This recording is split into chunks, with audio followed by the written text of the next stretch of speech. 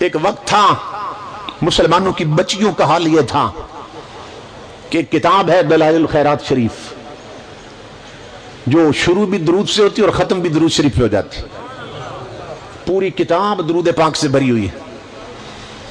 تو اس کے جو رائٹر ہیں، لکھنے والے، وہ ہیں محمد بن سلیمان الجزولی رحمت اللہ تعالی علیہ، انہوں نے وہ کتاب لکھی۔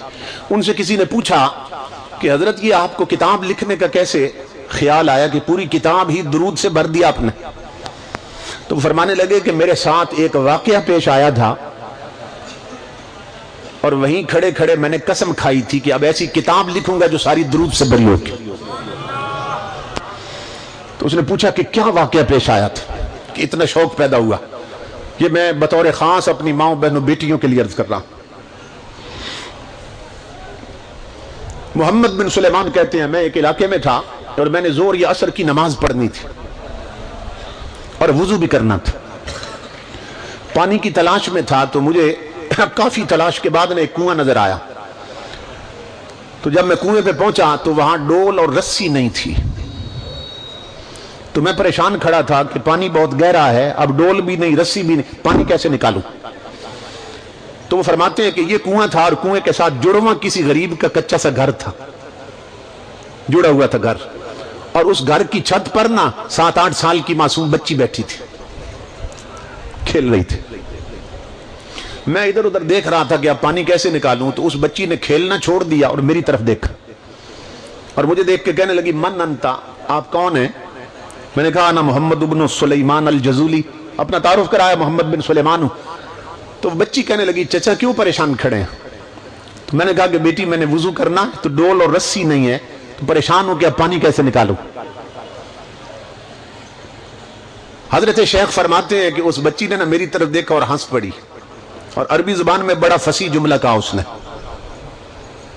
پھول جھڑتے تھے اس کے منہ سے۔ بچی پتہ کیا کہنے لگی؟ کہنے لگی انت الذی یثنى علیک الخیر وانت تطہر بما تخرج به الماء من البئر۔ کہنے لگی چچا بڑے افسوس کی بات، بڑے تعجب کی بات، تیری ولایت کے ڈنکے بستیوں میں بج رہے ہیں اور کنویں سے پانی بھی نہیں نکلتا آپ سے،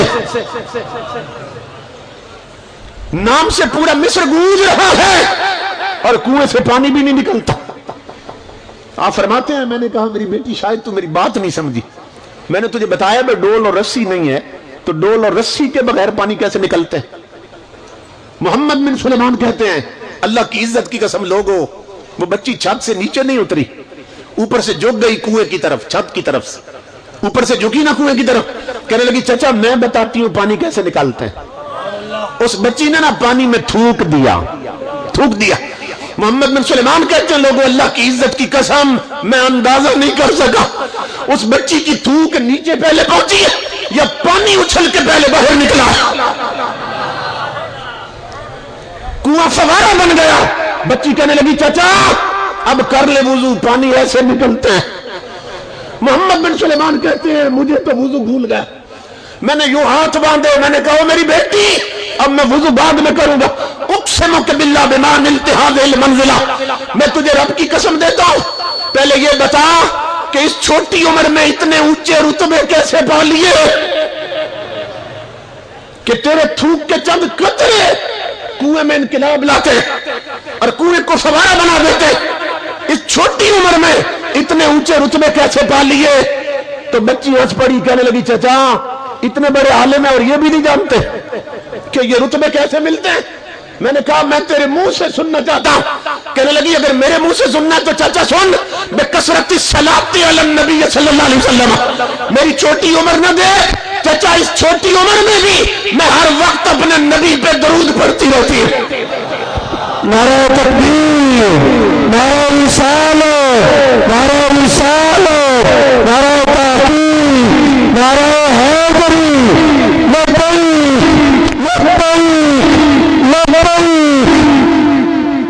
صدیق پکارے یا نبی، صدیق پکارے یا نبی، فاروق پکارے یا نبی، عثمان پکارے حیدر نے پکارا ہے تیرا نعرہ، ہے میرا نعرہ، ہم سب کا نعرہ، میرا دل پر جانی، کعبے کا کعبہ، میرے دل کی دھڑکن یا نبی۔ چچا جو زبان ہر وقت نبی پہ درود بھیجتی رہے اس میں یہ تاثیریں آ ہی جاتی ہیں. بچی کہنے لگی چچا اب کر لے وضو. کہتے ہیں میں وضو کے لیے جھکا نا تو مجھے بچی نے پھر آواز دی, کہنے لگی چچا جانتے ہیں وہ کون ہے جن پر درود پڑھ کے یہ رتبے ملتے ہیں؟ میں نے کہا میں تیرے لبوں کے قربان جاؤں, جانتا تو میں ہوں, لگتا ہے پہچانتی تو زیادہ ہے, تو بتا وہ کون ہے. بچی نے پھر پھول جھاڑے اور کہنے لگی چچا وہ ہے اذا مشى في البر الاكثر تعلقت الوحوش باذياله. وہ اتنے کریم نبی ہے کہ اگر کسی جنگل میں بھی چلے جائیں تو وحشی درندے جھاڑیاں چھوڑ کر اس کے دامن رحمت سے لپٹ جاتے ہیں. وہ اتنے کریم نبی ہیں کہ وحشی درندے جھاڑیاں چھوڑ کر اس کی کالی کملی سے لپٹ جاتے. چچا اب کر لیں وضو. امام الانبیاء کے غلاموں, ایک مقام پہ میں یہ واقعہ بیان کر رہا تھا نا تو بزرگ پھوٹ پھوٹ کے رو رہے تھے. تو بعد میں مجھے ایک بزرگ ملے صلاۃ والسلام کے بعد, تو فرمانے لگے بیٹا آپ بچی کی بات کر رہے تھے, میں یہ سوچ کے رو رہا تھا کہ اس بچی کی ماں کیسی ہوگی, اس کا باپ کیسا ہوگا کہ جن کی 7 سال کی بچی کا یہ مقام ہے, اس کی ماں کا رتبہ کیا ہوگا. اس لیے کہ یہ رتبے ماں کی طرف سے بنتے ہیں اور یہ مزاج باپ کی طرف سے بنتے ہیں. اگر مائیں ٹی وی پر ڈرامے دیکھیں اور میک اپ کر کے بازاروں میں پھریں اور باپ بازاروں میں آوارہ گردی کریں تو پیدا ہونے والے بچے ڈسکو ڈانسر بنتے ہیں, رب رسول کے باغی بنتے ہیں. اور اگر مائیں تہجد گزار ہوں اور باپ پرہیزگار تو پیدا ہونے والے بچے کوئی میر علی شاہ بنتا, کوئی قمر الدین سیالوی بنتا.